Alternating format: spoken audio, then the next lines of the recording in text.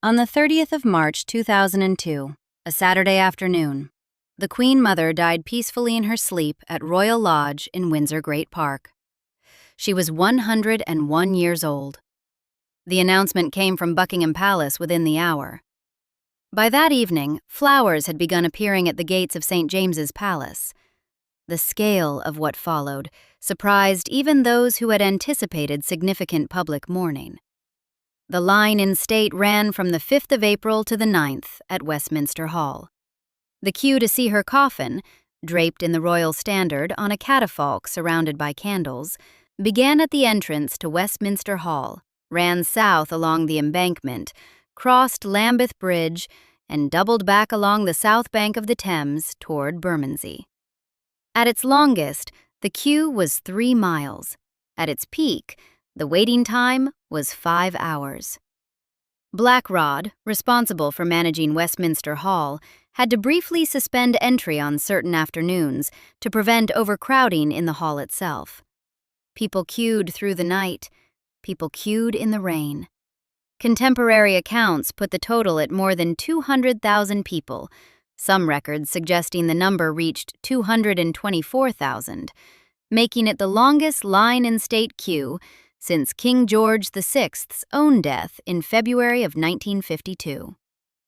Her funeral was held on the 9th of April at Westminster Abbey. The route from the palace to the abbey was lined with crowds who had been waiting since before dawn.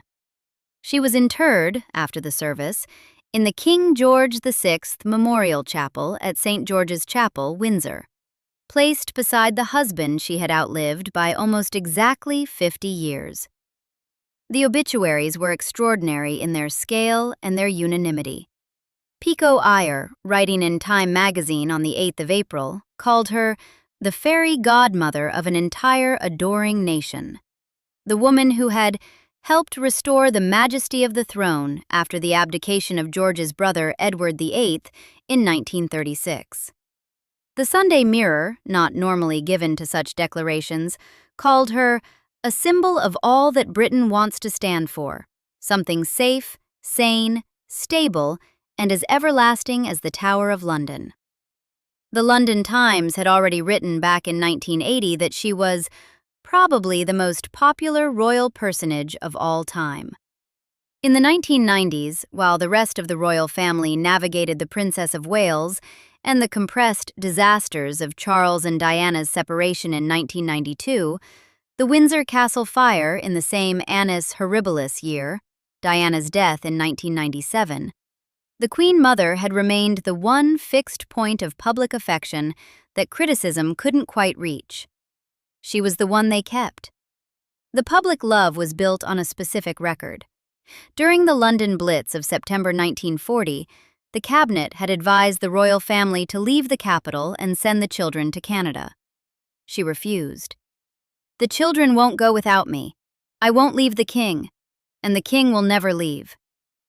After Buckingham Palace itself took several direct hits from German bombs, she visited the bombed streets of the East End in expensive clothes and, when asked why, explained that if people came to see her, they would wear their best, and she should reciprocate in kind. She was later quoted as saying, after the palace bombings, "I'm glad we've been bombed. It makes me feel I can look the East End in the face." Adolf Hitler reportedly called her the most dangerous woman in Europe, because her popularity was a direct impediment to German propaganda about British morale.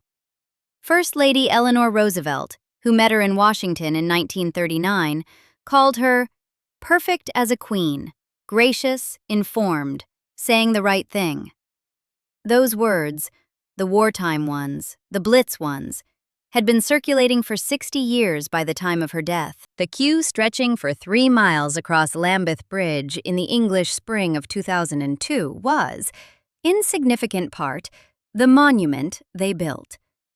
But inside the palace, among the senior courtiers and household staff who had observed the royal family's private arrangements at close range for decades, another current moved alongside the public grief.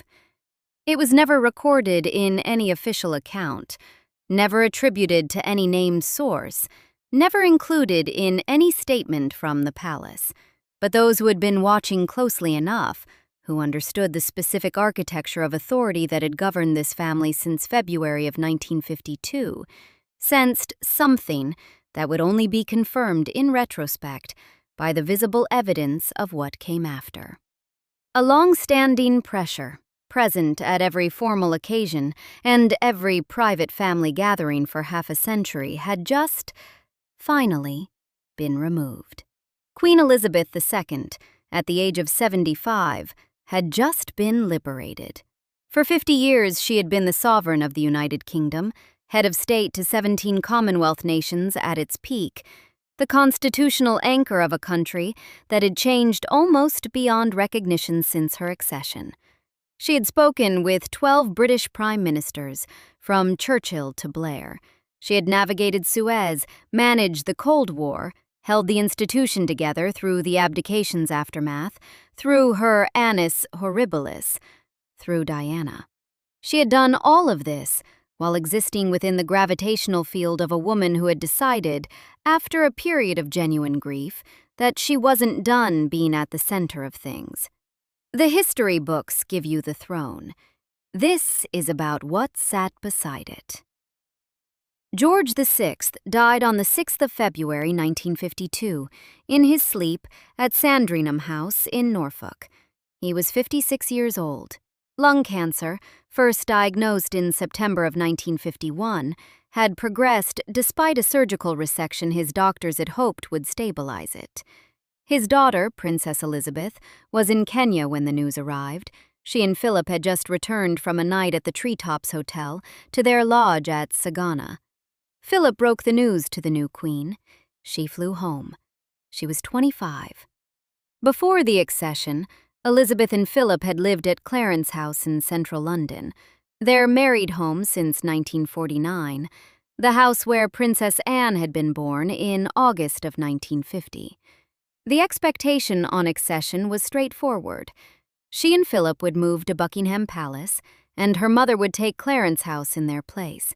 A Vanity Fair history of the building records that following the accession, the couple moved to Buckingham Palace, and the Queen Mother, her art collection, and Princess Margaret finally moved into Clarence House in May 1953, just weeks before the coronation.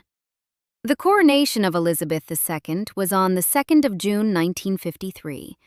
George VI died on the 6th of February 1952. The Queen Mother moved to Clarence House shortly before the coronation in 1953. That is approximately 15 months. Standard biographical accounts have processed this as an administrative matter, the practical requirements of refurbishing a large house, the demands of transitioning a major household in the aftermath of bereavement, the logistics of grief. Those factors were no doubt real.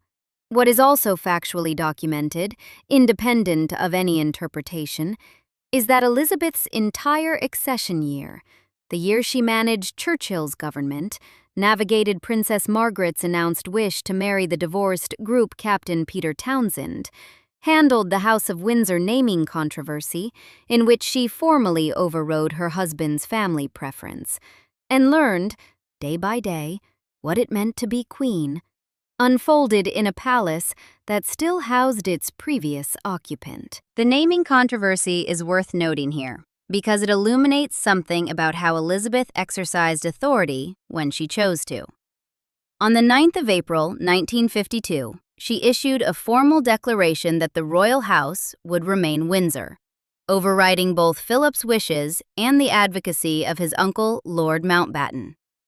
Philip's reported response, "I am the only man in the country not allowed to give his name to his own children," was pointed and accurate. Elizabeth had authority over her husband's family name. The first year of her sovereignty established something clearly. She could be decisive when the institution required it. The calendar for the transition of Buckingham Palace tells a different story. She waited. She managed it with diplomatic patience and without public complaint, as she would manage almost everything across the next 7 decades. Her first lesson as queen wasn't delivered in a cabinet meeting or a Commonwealth communiqué. It was delivered by the particular patience required when someone who is supposed to vacate a building hasn't yet done so, and the building is yours by constitutional right, and the person in question is your mother. William Shawcross researched the Queen Mother's authorized biography, published in 2009, with full access to her personal letters and diaries. The resulting work, more than 1,000 pages, is the most complete account of her inner life available. What Shawcross found in her letters from the months following George VI's death is a portrait of genuine devastation. She wrote in her private correspondence of feeling useless, of feeling no longer of any account, of not knowing what came next. These weren't the composed words of someone already strategizing about their next position. They were the words of a woman who had spent 16 years as the emotional center of a great institution and had now, at 51, lost the role entirely. She had been queen consort from December of 1936, when the abdication crisis pushed an unwilling George VI onto a throne neither of them had wanted, until February of 1952. For those 16 years, she had been the indispensable complement to a king whose stammer and inherent reserve made the constant social demands of monarchy genuinely painful for him. She charmed the nervous. She converted official occasions into human ones. She was the warmth he couldn't always generate. As his health deteriorated across his final years, she had increasingly carried the public weight of the monarchy herself. And then it was over. The king was gone. The new queen was 25 and was her daughter.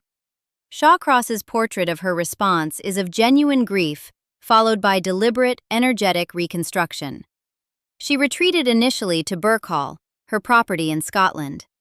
Then, in August of 1952, just 6 months after George VI's death, she acquired the castle of May in Caithness, on the far northern coast of Scotland, from an estate agent's advertisement she had noticed while driving past a ruined building that had caught her eye.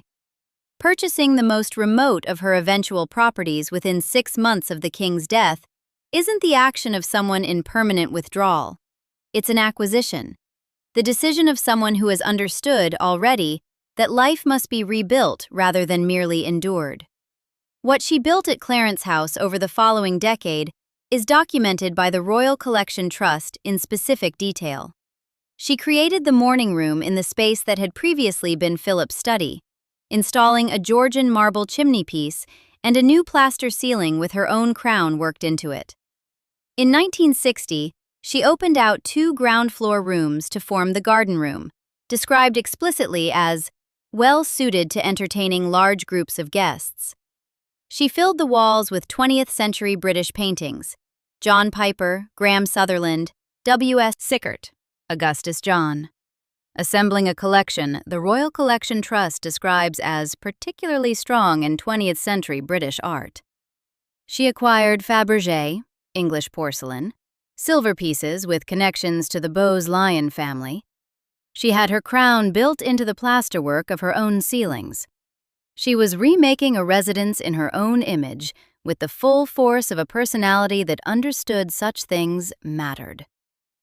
The entertaining operation that followed wasn't modest. The Royal Collection Trust records that the Queen Mother greatly enjoyed hosting luncheons and evening receptions at Clarence House, and that a specific protocol had been established for state visits. All foreign heads of state called there for tea in the afternoon of the first day of a state visit. Every visiting head of state, not some, all. Before proceeding to Buckingham Palace for the formal business of the visit, the meetings with the Prime Minister, the state banquet, the constitutional ceremonies, they came to Clarence House for tea. This was the deliberate construction of a parallel center of gravity, adjacent to the official one, staffed and maintained and ready to receive the world. Across her 4 or 5 main residences, Clarence House, Royal Lodge at Windsor, Hall in Scotland, and the Castle of May in Caithness, she maintained approximately 100 permanent staff in total. Her civil list income was reported as nearly $1.3 million American dollars annually by the end of her life. She was also, by the time of her death, reportedly carrying personal debts at Coutts Bank that ran into several £1 million. Multiple accounts give conflicting figures, so a precise number can't be stated with confidence, which the Queen is reported to have cleared from her personal funds after the death, without public discussion. The spending is instructive. She was spending, consistently and persistently, at a rate that her income didn't support.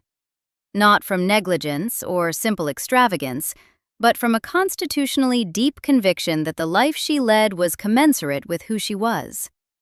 Pico Iyer's Time obituary noted that she had been an implacable defender of the royal family against modernity and change, adding that even within the family, her authority was exercised. When the extramarital affairs of the Prince and Princess of Wales became common gossip, both got a dressing down. In her 90s, she was still issuing corrections. The authority was still operative. It simply had no official position behind it, just the weight of a woman who had been at the center long enough that the center had, in some sense, become her. After Queen Mary died in March of 1953, the Queen Mother became the undisputed senior matriarchal figure of the British royal family by default, and consolidated that position across the following 4 decades through longevity, social energy, and an instinct for public presence that seemed never to diminish. She continued an active program of public engagements, patronages, visits, official appearances, well into her 90s, attending public functions until just months before her death. Opinion polls from the early 1960s onward placed her consistently at or near the top of royal popularity rankings. In the 1980s, with the rest of the royal family caught in the glare of the Diana years, the Queen Mother remained the undamaged one, the beloved one, the face of the monarchy that criticism couldn't easily reach. The Independent, in a 1999 profile, described her as possessing legendary charm, overlaid on a very tough character, with actress-like skills deployed to considerable effect. The piece noted that she had always managed to con us, not in a damning sense, but in the precise sense of a performer whose performance is so complete that the effort behind it's invisible. Hugo Vickers, who spent 17 years researching her life and described himself as having observed her in public and private across many years, built a biography that held both things simultaneously: the genuine warmth and the deliberate construction of a public self that never admitted weakness, exhaustion, or diminishment. She was, as the scholar Mark McGuinness wrote in Quadrant in May of 2002, a woman whose influence on the monarchy over 6 decades was a potent one, unlikely to be matched, and this despite being queen consort for only 16 of those 6 decades. One biographer noted that Charles was seen, even within the family, as the son she never had, the Queen Mother as the mother he feels he never had. This is a description of an emotional territory the Queen Mother had staked and held across 2 generations, not one. Elizabeth wasn't the only member of the family who directed warmth toward Clarence House rather than Buckingham Palace. The Queen Mother was the family's emotional destination for her daughter and for her daughter's children simultaneously, across 50 years of widowhood. That is a specific kind of ambient authority, and it's very difficult to displace. There is a single detail, preserved in a published collection of royal anecdotes under the title "What a Thing to Say to the Queen," that compresses the entire 50-year dynamic more efficiently than any extended analysis. On Sunday mornings at Windsor, the Queen would attend church and then call on her mother at Royal Lodge. Year after year, every Sunday. She would always slip in through the back of the house, to avoid upstaging her. The sovereign of the United Kingdom, head of state, head of the Church of England, the person whose assent was constitutionally required for every act of Parliament, whose portrait appeared on every stamp and coin across the Commonwealth, entered her mother's residence through the servants' entrance, because arriving through the front might draw attention toward herself and away from the woman who lived there. No protocol required this. No equerry memoir, no courtier account, no household history suggests anyone told Elizabeth to do this. It was a choice she had arrived at through years of incremental accommodation that had become so habitual it no longer felt like accommodation. It felt like Sunday mornings. It felt like the natural shape of things. Elizabeth's famous reserve, the emotional containment, the public composure that commentators in the first half of her reign described as cool, formal, remote, or simply difficult to read, had multiple documented roots. She was raised in a generation and social class that treated visible emotion as a form of indiscipline. The institution she served had developed, across centuries, a culture of restraint baked into its ceremonial forms. Sally Bedell Smith, in her 2012 biography of Elizabeth, described her grandmother Queen Mary as having rigorously suppressed her emotions, exhibiting at most a slight shift of expression. The Windsor family, across several generations, wasn't a household that rewarded feeling shown. But the Queen Mother added a specific dynamic to this already restrained atmosphere, and it operated through displacement rather than suppression. When the most emotionally expressive, socially dominant person in your family occupies every room she enters with effortless completeness, the practical result is that there is nowhere obvious for your own warmth to go. It isn't pushed aside by instruction, it's simply and perpetually outvolumed. The Queen Mother was, professionally, in the warmth business. It was her primary instrument, developed over 60 years into a tool of near-perfect precision. Elizabeth, who had her own wit and her own ease, attested consistently by those who knew her privately, was also the sovereign, required to maintain the measured distance that the institution demanded. The combination left her, in public, as the formal one. Clarence House had the warmth. Buckingham Palace had the authority. And warmth, as any student of the monarchy must understand, is what generates the loyalty that makes the authority sustainable. For 50 years, the Queen Mother held the warmth. The structural reason her influence lasted as long as it did is worth examining directly, because it wasn't simply a matter of personality, it was constitutional. Philip was Elizabeth's consort. He was, formally, her subject. At public engagements, he walked beside or behind her, never before. When the House of Windsor naming controversy arose in 1952, Elizabeth issued the formal declaration that Windsor would continue, without visible hesitation, overriding both Philip's preference and Mountbatten's advocacy. Philip's reported response, "I am the only man in the country not allowed to give his name to his own children," was accurate. Elizabeth outranked him in every official context and demonstrated willingness to assert that authority. In most families, the arrival of a spouse mediates or gradually displaces the authority of a parent. The new power structure forms around the marriage. The parental generation moves to the periphery. The habits of childhood deference find a different outlet. Philip, as the consort of a female sovereign, couldn't perform that structural function. He wasn't a senior. He had considerable private authority within the family, a strong, forceful personality, a shaping presence in daily life that no formal title captured. But he was constitutionally subordinate in every public context. The academic Sarah Betts, in a 2023 volume on the Windsor consorts, identifies this as a documented structural feature of the Queen's reign. New monarchs remained under the influence of their surviving parent even into advanced age, precisely because no competing structure of authority existed to redirect that parental gravity. Elizabeth outranked her husband at every official occasion from the moment of her accession. The only figure in her personal world who occupied the position of unchallenged elder, the only person toward whom the habits of deference ran deep, long, and unquestioned, was the woman at Clarence House who had her own crown worked into the plasterwork of her ceilings. For 50 years, the Queen Mother was the sole available authority figure in Elizabeth's private life, and she behaved accordingly. Not through conscious strategy, in Shawcross's portrait, but through the natural operation of a personality constitutionally incapable of smallness. On the 9th of February 2002, Princess Margaret died at King Edward VII's Hospital in London. She was 71 years old. A series of strokes had progressively diminished her over the preceding years.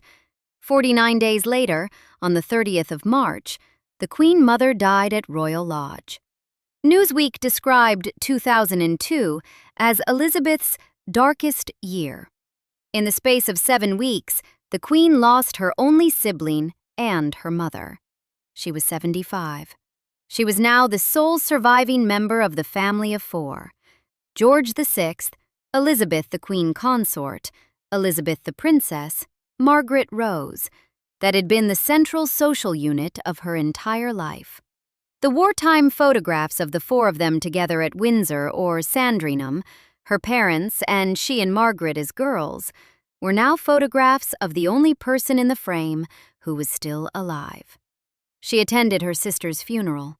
She attended her mother's funeral 9 weeks later. She returned to her duties without public commentary on either. What happened in the years that followed is on the record. Robert Hardman, in his biography, Queen of Our Times, identifies 2002 as the beginning of a marked upward trajectory in the Queen's public reception, a point from which, he notes, the trajectory kept climbing. The Daily Telegraph, reporting in 2013 on a highly regarded biography of the Queen, noted explicitly that she had grown in confidence since the death of her mother and sister in 2002. The word is exact: confidence, not recovered from grief, not returned to form, grown in confidence, which describes a person who had been operating under constraint and was now, incrementally, operating without it. The evidence for what that confidence looked like is dated and publicly documented. On the 27th of July, 2012, a decade after the Queen Mother's death, Queen Elizabeth II appeared in a short film at the opening ceremony of the London Olympic Games, directed by Danny Boyle. The concept had come from Boyle some months earlier.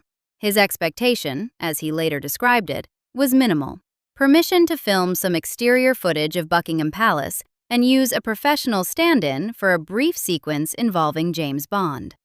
What happened in the subsequent planning discussions with the palace was significantly different from what he had anticipated. The palace agreed to the Queen's direct participation. More than that, during the creative discussions, the Queen herself said she wanted a speaking line. She didn't merely agree to appear, she asked for a part. The resulting sequence opens with Bond, played by Daniel Craig, arriving at Buckingham Palace. He is escorted through its corridors by a liveried footman and brought to the door of the sovereign's private study. The door opens. Elizabeth II is at her desk, her actual desk, in her actual study, with her actual corgis visible nearby. Bond is introduced. She looks up from her paperwork, considers him for a moment, and delivers the line she had specifically requested. "Good evening, Mr. Bond." 5 words. The timing was perfect. The 80,000-person stadium received it with the particular warmth that an audience reserves for the moment when a figure it thought it knew reveals a register it had not expected. Boyle, in subsequent interviews, described her in a single word: game. The distinction carries weight. Dutiful means performing what is expected. Game means you have seen the opportunity and chosen, with evident pleasure, to take it. At 86 years old, the Queen of the United Kingdom looked at a James Bond comedy sketch and decided she wanted a speaking part in it. The Bond sketch was the most dramatic single example, but it wasn't isolated. In 2016, at the Invictus Games sporting event for injured service personnel founded by Prince Harry, a video was shown in which Prince Harry presented the Queen with a filmed challenge from President Barack Obama and First Lady Michelle Obama. The response she delivered on camera, deadpan, precisely calibrated, dryly amused, became one of the most shared pieces of royal footage in years. It read not as performance, but as personality, the specific wit of a person who had always had that instrument and had finally found consistent room to use it in public. At the Platinum Jubilee concert in the Mall in 2022, A film depicted the Queen having tea with Paddington Bear at Buckingham Palace. Sandwiches were produced. She opened her handbag and produced a marmalade sandwich of her own. The audience received it as the warmth reserved for the genuinely unexpected. The moment when a figure you thought you understood reveals a register you hadn't quite anticipated. Academic scholars subsequently analyzed both the Bond appearance and the Paddington tea as deliberate communicative acts, examples of what one published paper described as royal visual humor, in which incongruity and surprise were used to collapse the formal distance between sovereign and subject. Both instances are from the post-2002 years. Neither has a comparable precedent in the pre-2002 public record. Her 2020 broadcasts during the COVID-19 lockdown, two national addresses watched by millions in the United Kingdom and around the world, were described almost universally as warm. Not composed, not reassuring in the managed, ceremonial sense of an official announcement. Genuinely warm. The quality of a person who has, finally, arrived at their own voice and is no longer primarily managing the distance between that voice and the audience. She quoted Vera Lynn. She said they would meet again.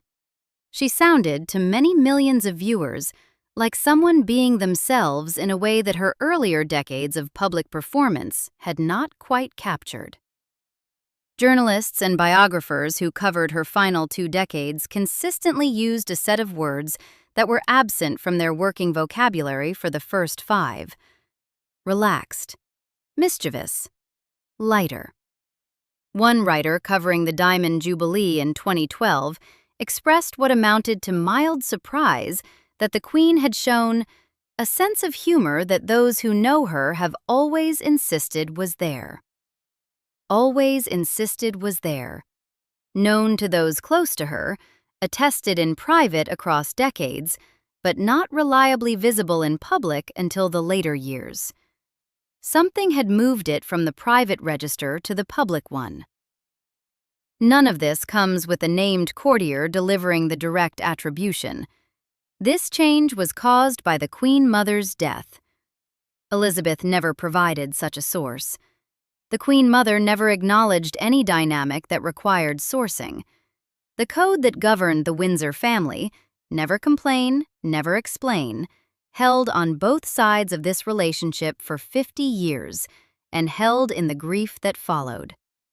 But observable behavior is evidence. The Bond sketch is documented by the director who was in the room for the planning conversations. The upward trajectory Robert Hardman identifies from 2002 is in his published biography. The Daily Telegraph's 2013 report that she had grown in confidence is in the press archive. The change in journalistic vocabulary, the shift from cool and remote toward warm and funny, and finally herself, is visible in the coverage record across 20 years. The inference is only about the cause, and the most coherent available answer is the simplest. The woman who had been the dominant emotional presence in Elizabeth's world for 50 years was gone. The matriarch who had turned Clarence House into a parallel court, who had ensured that every visiting head of state came to her for tea before proceeding to the actual head of state, who had been at or near the top of royal popularity rankings across the decades of Elizabeth's reign, who had been the warmth in the room at every family occasion for half a century. That woman was no longer there. For the first time since February of 1952, there was only one queen. The Queen Mother wasn't a villain in this story. That framing would be both inaccurate and inadequate. What Shawcross documents, working from her private papers, is a woman who felt George VI's death as a genuine rupture, who wrote of uselessness and irrelevance, who grieved in ways that were real and witnessed with real sympathy by those around her. The public legacy she built during his reign was genuinely significant. The wartime solidarity, the Blitz resolve, the image of a royal family that stayed in London while London burned. The love the British public had for her wasn't manufactured. It was earned, across decades, through an instinct for human connection that was, by every account, authentic. She was also, as the Independent's 1999 profile put it, someone possessed of legendary charm overlaid on a very tough character, with actress-like skills deployed to considerable and deliberate effect. Hugo Vickers, 17 years of research, observations conducted in public and private across many years, built a biography that attempted to hold both things without collapsing either. The warmth was real. The warmth was also deployed. The charm was genuine. The charm was also a tool. She was constitutionally incapable of smallness. Built for the center of rooms since 1936, she simply continued being built that way until she was 101 years old, and the building stopped. The consequence for Elizabeth was structural. The warmth that the public came to the monarchy seeking was concentrated at Clarence House for 50 years. The human face of the family, the approachable one, the one who put foreign dignitaries at ease over the tea service before they went to conduct formal business with the head of state, lived at Clarence House. Every Sunday morning, Elizabeth slipped in through the back. What the arrangement cost her, some ease, some earlier access to a public register that was apparently hers all along, she never gave a name. The cost became visible in what came after. In the woman who asked Danny Boyle for a speaking part in 2012. In the woman who opened her handbag for Paddington. In the woman whose 2020 broadcasts made people feel genuinely reached rather than merely addressed. In the consistent shift in journalistic language across the last 2 decades of a 70-year reign. There is a specific arithmetic to this story that resists being made less melancholy than it is. She became queen at 25. Her mother died when she was 75. The transformation visible in her later reign, the confidence, the lightness, the wit that had apparently always been there and had never quite found its full public outlet, came in the final 20 years of a 70-year reign.